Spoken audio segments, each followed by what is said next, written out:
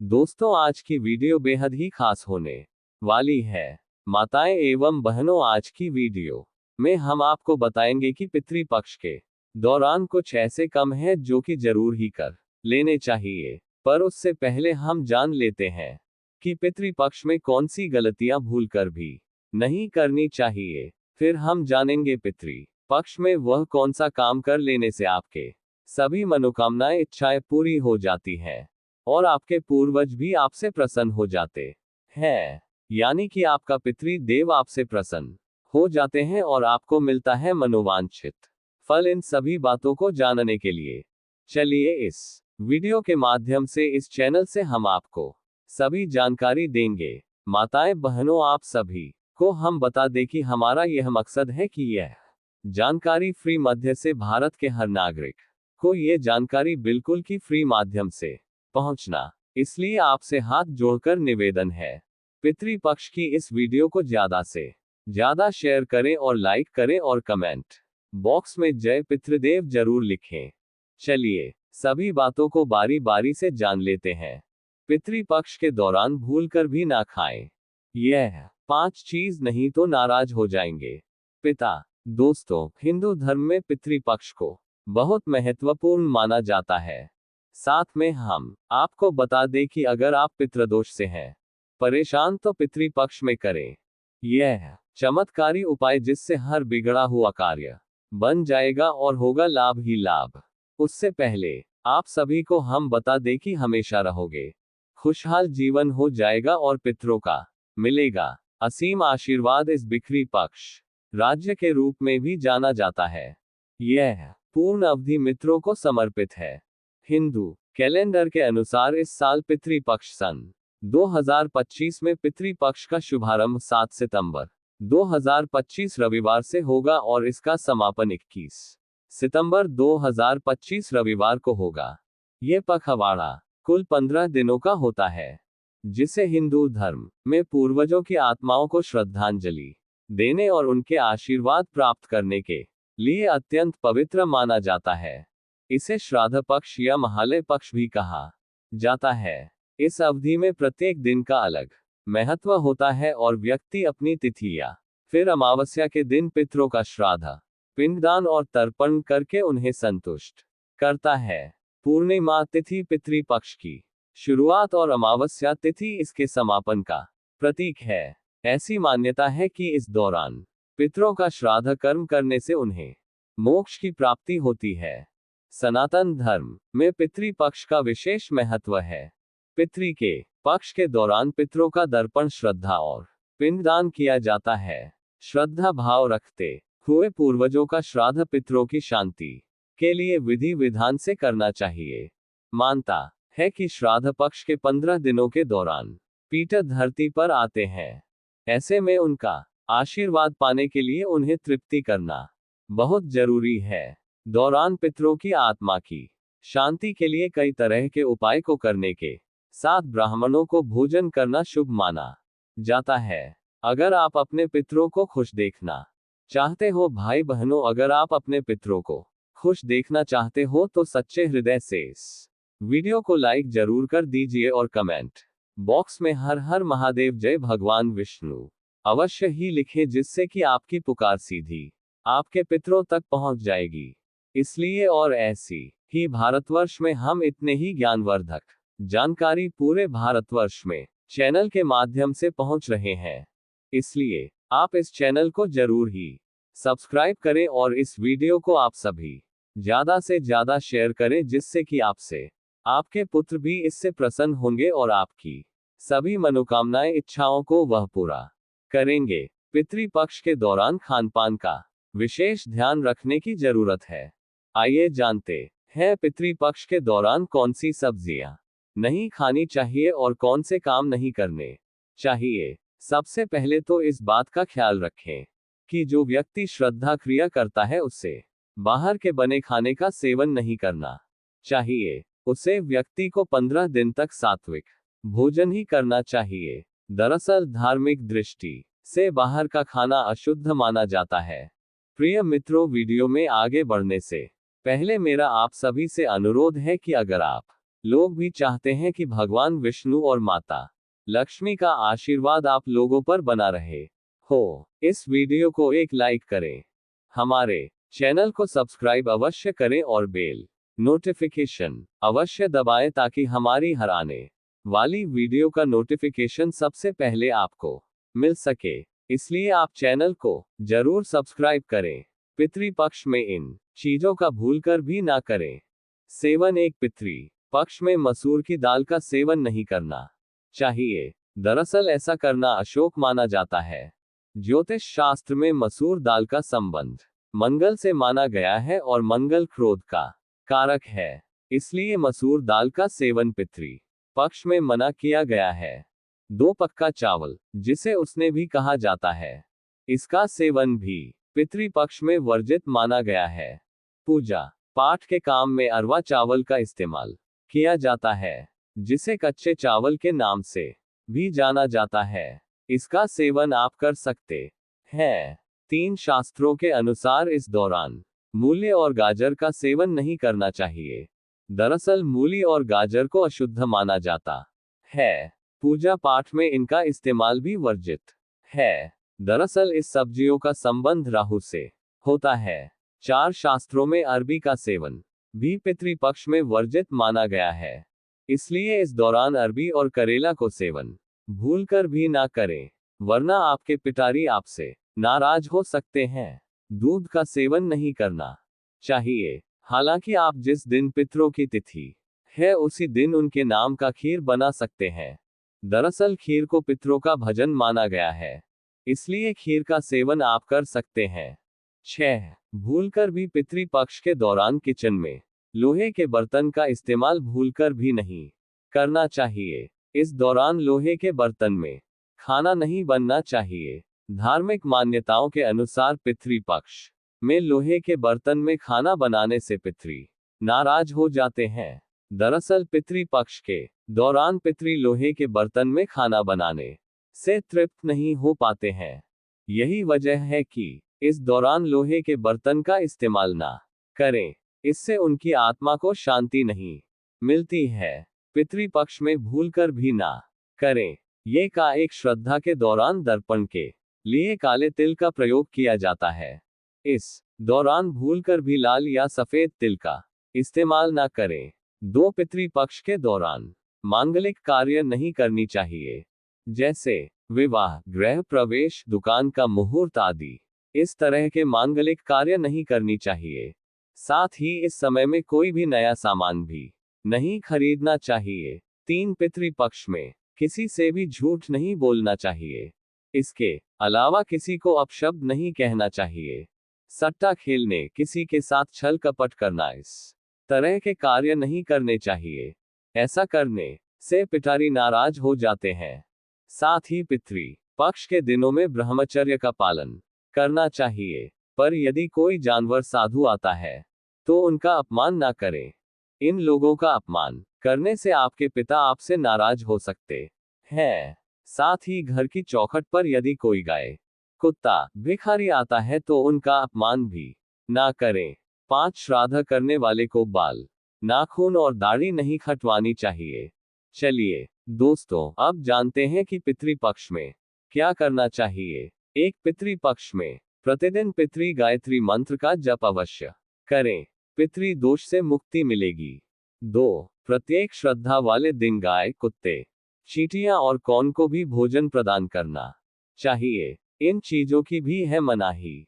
ऐसा माना गया है कि पितृपक्ष के दौरान सरसों का तेल, झाड़ू और नमक खरीदने से व्यक्ति को त्रिदोष लग सकता है, जिस कारण व्यक्ति को कई तरह की समस्याओं का सामना करना पड़ता है। ऐसे में आपके ये सभी चीजें पितृपक्ष से पहले ही खरीद कर रख लेनी चाहिए। इन नियमों का जरूर रखें ध्यान। पितृपक्ष के दौरान कुछ मांस मदिरा से दूरी बनानी चाहिए। इस अवधि में लहसुन प्याज रहित सात्विक भोजन ही खाएं। साथ ही पितृपक्ष में ब्रह्मचर्य का पालन करना चाहिए। इसी के साथ अपने आसपास का माहौल भी सात्विक रखने का प्रयास करें। पितृपक्ष के दौरान रोजाना स्नान के तुरंत बाद जल से ही पितरों को तर्पण करें या किसी ब्राह्मण से करवाएं। इससे उनकी आत्माएं जल तृप्त होती है और आशीर्वाद देती है। इसके अलावा यदि आप अपने पितरों का तर्पण करते हैं तो ब्रह्मचर्य के नियमों का पालन करें। शाम को एक सरसों के तेल या गाय के घी का दीपक दक्षिण मुखी लाकर के जलाएं। 5. पितृपक्ष के दिनों में पितरों के लिए जो भी भोजन रखें वह भोजन बाद में गाय को, कुत्ता आदि को मिला दें। हिंदू धर्म में मान्यता है कि इनके माध्यम से यह भोजन पितरों तक पहुंच जाता है। 6. प्रत्येक श्रद्धा वाले दिन यथाशक्ति ब्राह्मण या गरीबों को भोजन कारण और यथाचित दक्षिणा देकर आशीर्वाद लें। 7. पितृपक्ष में पितरों की अनुकूलता पाने हेतु श्रीमद् भागवत महापुराण का मूल पाठ तथा श्रीमद् भागवत गीता का पाठ करें। पितरों की कृपा पाने के लिए ब्रह्म गायत्री मंत्र का भी जब अनुष्ठान करें। 9. प्रतिदिन पितृ सूक्त के पिटारी गायत्री का संपूर्ण लगा करके अधिक से अधिक पाठ करें या करवा वैसे 11,000 पाठ में अनुष्ठान की पूर्णता होती है। 10. यदि कोई शादीशुदा व्यक्ति श्राद्ध कर रहा है तो उसके साथ उसकी पत्नी का होना भी जरूरी है। इन नियमों का जरूर रखें। ध्यान पितृपक्ष के दौरान कुछ मांस मदिरा से दूरी बनानी चाहिए। इस अवधि में लहसुन प्याज रहित सात्विक भोजन ही खाएं। साथ ही पितृपक्ष में ब्रह्मचर्य का पालन करना चाहिए। इसी के साथ अपने आसपास का माहौल भी सात्विक रखने का प्रयास करें। पितृदोष के उपाय। पितृदोष को समाप्त करने के लिए घर के दक्षिण दीवार पर अपने पूर्वजों की तस्वीर लगाएं और उनकी तस्वीर के सामने दिया धूप या अगरबत्ती जलाएं। विशेष रूप से ऐसा अगर आप श्राद्ध पक्ष के दौरान करते हैं तो आपको विशेष रूप से लाभ मिलेगा। इसके अलावा पितृपक्ष में रोजाना घर में शाम के समय दक्षिण दिशा में तेल का दीपक लगाएं। ऐसा रोजाना भी कर सकते हैं। इससे पितृदोष खत्म हो जाता है। पितृपक्ष शांति के लिए रोजाना दोपहर के समय पीपल के पैडियाज की पूजा करें। पितरों को प्रसन्न करने के लिए पीपल में गंगाजल में काले तिल, दूध, अक्षत और फूल अर्पित करें। पितृदोष शांति के लिए यह उपाय बहुत कारगर है। पितृदोष को समाप्त करने के लिए पितृपक्ष में भगवान शिव की रोजाना पूजा करें। पितृदोष के बुरे प्रभाव से बचने के लिए 5 मुखी, 7 मुखी, 8 मुखी और 12 मुखी रुद्राक्ष एक साथ धारण करें। यदि यह उपलब्ध ना हो पाए तो आप नवग्रह रुद्राक्ष माला भी धारण कर सकते हैं। वहीं पितृष के निवारण के लिए पितृपक्ष में और अमावस्या पर पितरों के निमित्त भोग लगाएं और पितृ स्तोत्र का पाठ करना चाहिए। अगर आप आर्थिक समस्या से परेशान हैं तो इस सर्व पितृ अमावस्या के दिन पितरों को खीर का भोग लगाएं।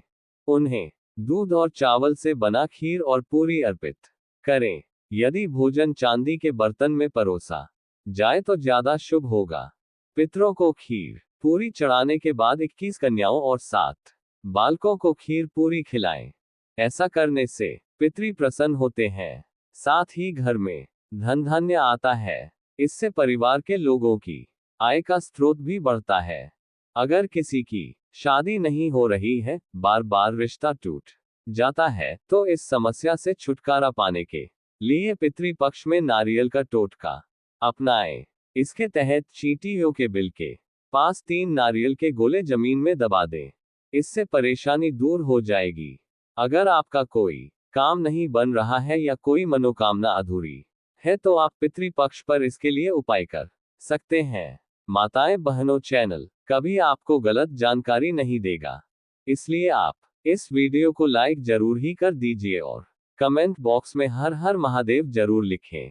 इसके तहत आपको 1.25 पाव कच्चा दूध लेकर नीम, पीपल और बरगद की त्रिवेणी में अर्पित करना होगा।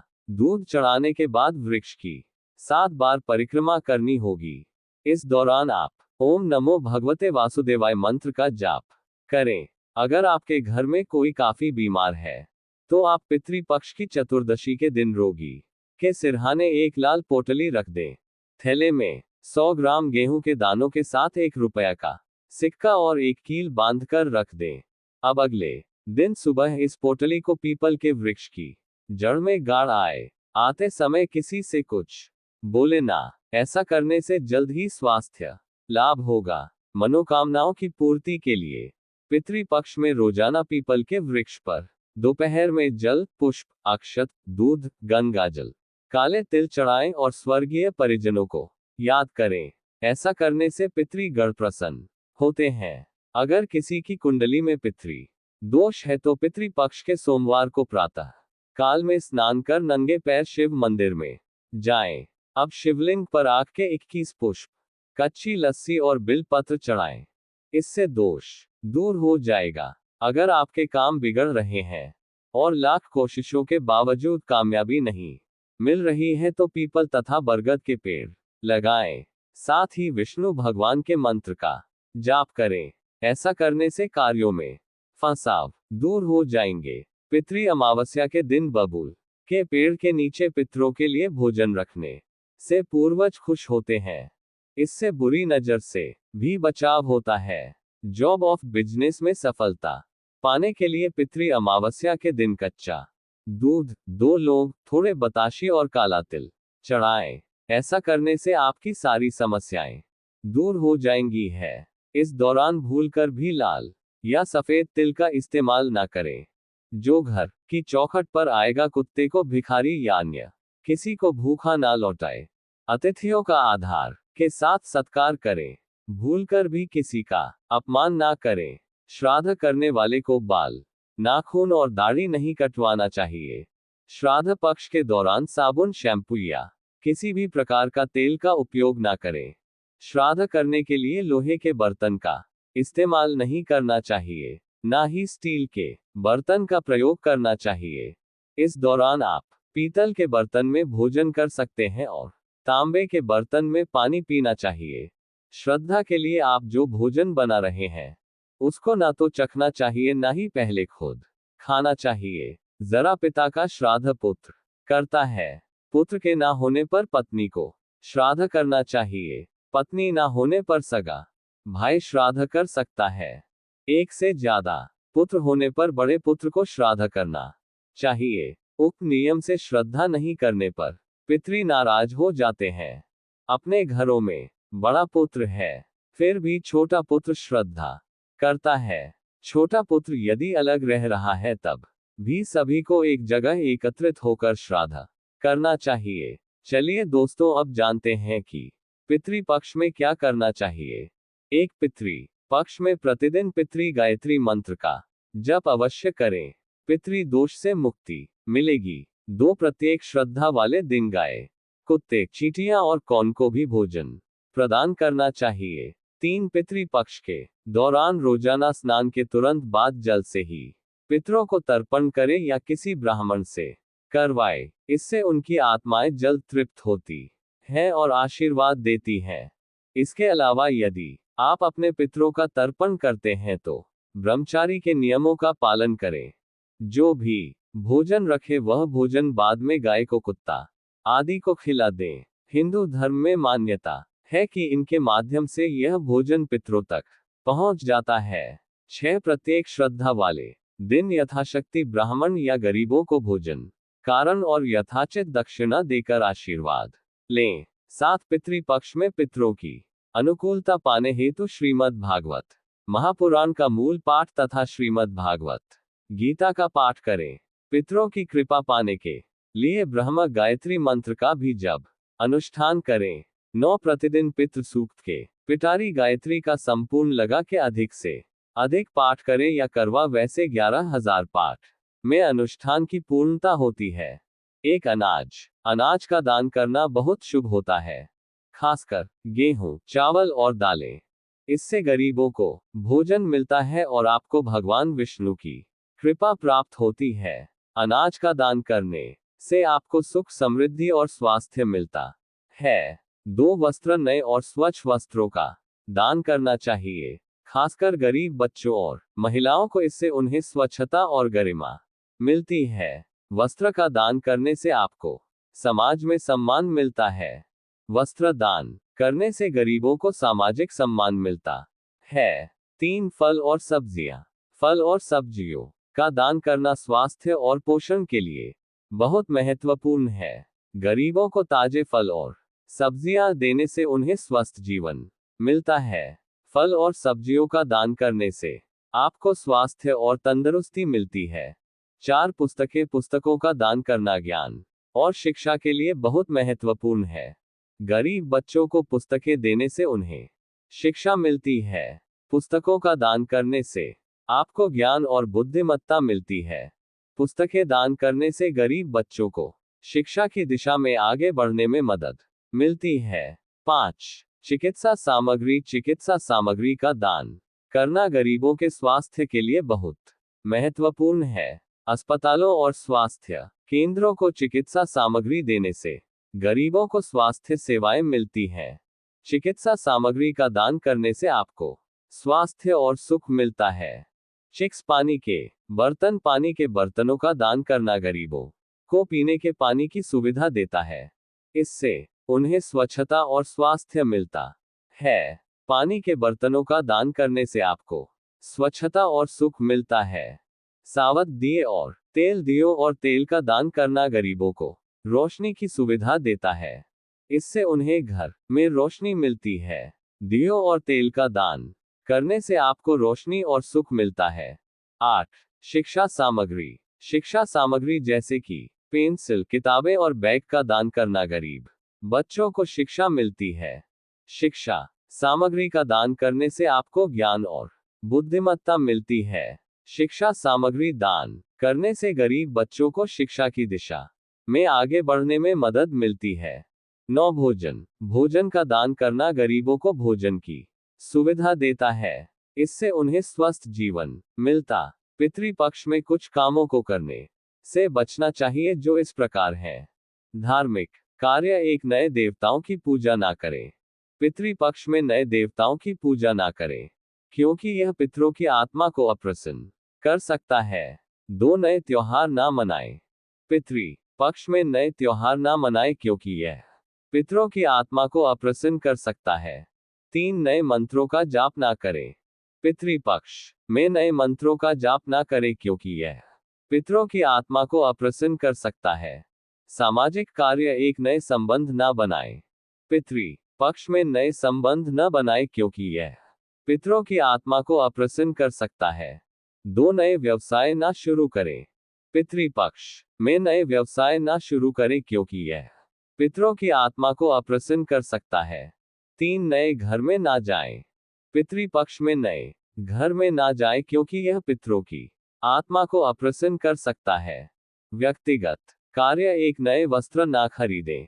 पितृपक्ष में नए वस्त्र ना खरीदें क्योंकि यह पितरों की आत्मा को अप्रसन्न कर सकता है। 2. नए आभूषण ना खरीदें। पितृपक्ष में नए आभूषण ना खरीदें क्योंकि यह पितरों की आत्मा को अप्रसन्न कर सकता है। 3. नए वाहन ना खरीदें। पितृपक्ष में नए वाहन ना खरीदें क्योंकि यह पितरों की आत्मा को अप्रसन्न कर सकता है। अन्य कार्य। एक, नशीले पदार्थों का सेवन ना करें।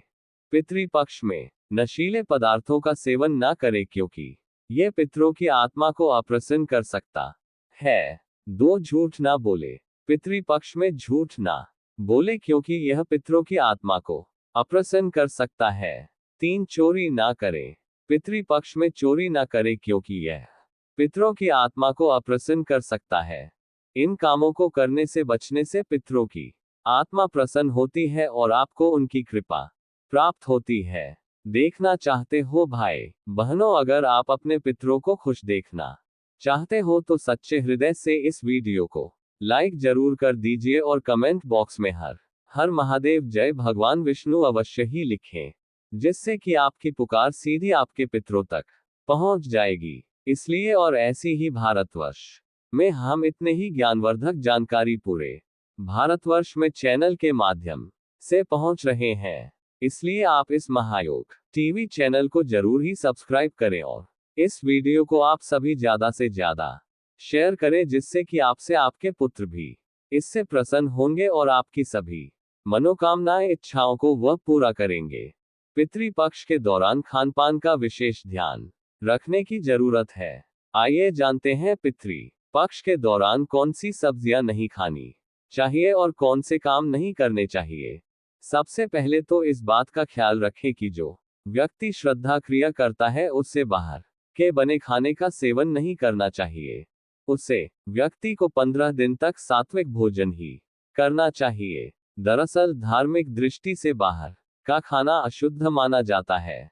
प्रिय मित्रों, वीडियो में आगे बढ़ने से पहले मेरा आप सभी से अनुरोध है कि अगर आप लोग भी चाहते हैं कि भगवान विष्णु और माता लक्ष्मी का आशीर्वाद आप लोगों पर बना रहे हो, इस वीडियो को एक लाइक करें, हमारे चैनल को सब्सक्राइब अवश्य करें और बेल नोटिफिकेशन अवश्य दबाएं ताकि हमारी हर आने वाली वीडियो का नोटिफिकेशन सबसे पहले आपको मिल सके। इसलिए आप चैनल को जरूर सब्सक्राइब करें। पितृपक्ष में इन चीजों का भूलकर भी ना करें। सेवन एक पितृ पक्ष में मसूर की दाल का सेवन नहीं करना चाहिए। दरअसल ऐसा करना अशुभ माना जाता है। ज्योतिष शास्त्र में मसूर दाल का संबंध मंगल से माना गया है और मंगल क्रोध का कारक है। इसलिए मसूर दाल का सेवन पितृ पक्ष में मना किया गया है। दो पक्का चावल, जिसे उसने भी कहा जाता है, इसका सेवन भी पितृपक्ष में वर्जित माना गया है। पूजा पाठ के काम में अरवा चावल का इस्तेमाल किया जाता है, जिसे कच्चे चावल के नाम से भी जाना जाता है। इसका सेवन आप कर सकते हैं। 3 शास्त्रों के अनुसार इस दौरान मूली और गाजर का सेवन नहीं करना चाहिए। दरअसल मूली और गाजर को अशुद्ध माना जाता है। पूजा पाठ में इनका इस्तेमाल भी वर्जित है। समस्याएं दूर हो जाएंगी। पितृपक्ष की पौराणिक कथा। पितृपक्ष की पौराणिक कथा के अनुसार जोगे तथा भोगे 2 भाई थे। दोनों अलग अलग रहते थे। जोगे धनी था और भोगे निर्धन। दोनों में परस्पर बद्धा प्रेम था। जोगे की पत्नी को धन का अभिमान था, किंतु भोगे की पत्नी बड़ी सरल हृदय थी। पितृ पक्ष आने पर जोगे की पत्नी ने उससे पितरों का श्राद्ध करने के लिए कहा तो जोगे इसे व्यर्थ का कार्य समझकर टालने की चेष्टा करने लगा। किंतु उसकी पत्नी समझती थी कि यदि ऐसा नहीं करेंगे तो लोग बातें बनाएंगे। फिर उसे अपने मायके वालों को दावत पर बुलाने और अपनी शान दिखाने का ये उचित अवसर लगा। अतः वह बोली, आप शायद मेरी परेशानी की वजह से ऐसा कह रहे हैं, किंतु इसमें मुझे कोई परेशानी नहीं होगी। मैं भोगे की पत्नी को बुला लूंगी, दोनों मिलकर सारा काम कर लेंगी। फिर उसने जोगे को अपने पीहर न्योता देने के लिए भेज दिया। दूसरे दिन उसके बुलाने पर भोगे की पत्नी सुबह सवेरे आकर काम में जुट गई। उसने रसोई तैयार की, अनेक पकवान बनाए, फिर सभी काम निपटाकर अपने घर आ गई। आखिर उसे भी तो पितरों का श्राद्ध तर्पण करना था। इस अवसर पर ना जोगे की पत्नी ने उसे रोका ना वह रुकी। शीघ्र ही दोपहर हो गई। पितर भूमि पर उतरे। जोगे भोगे के पितर पहले जोगे के यहाँ गए तो क्या देखते हैं कि उसके ससुराल वाले वहां भोजन पर जुटे हुए हैं। निराश होकर वे भोगे के यहाँ गए। वहां क्या था, मात्र पितरों के नाम पर अग्नि दे दी गई थी। पितरों ने उसकी राख छाटी और भूखे ही नदी के तट पर जा पहुंचे। थोड़ी देर में सारे पितर इकट्ठे हो गए और अपने यहाँ के श्राद्धों की बड़ाई करने लगे। जोगे भोगे के पितरों ने भी अपनी आपबीती सुनाई। फिर वे सोचने लगे, अगर भोगे समर्थ होता तो शायद उन्हें भूखा ना रहना पड़ जाता।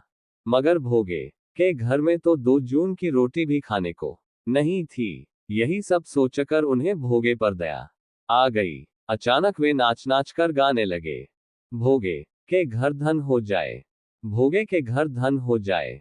सांझ होने को हुई। भोगे के बच्चों को कुछ भी खाने को नहीं मिला था। उन्होंने मां से कहा, भूख लगी है। तब उन्हें टालने की गरज से भोगे की पत्नी ने कहा, जाओ आंगन में हौदी और अंधी रखी है, उसे जाकर खोल लो और जो कुछ मिले बांटकर खा लेना। बच्चे वहां पहुंचे तो क्या देखते हैं कि हौदी मोहरों से भरी पड़ी है। वे दौड़े दौड़े मां के पास पहुंचे और उसे सारी बातें बताई। आंगन में आकर भोगे की पत्नी ने ये सब कुछ देखा तो वह भी हैरान रह गई।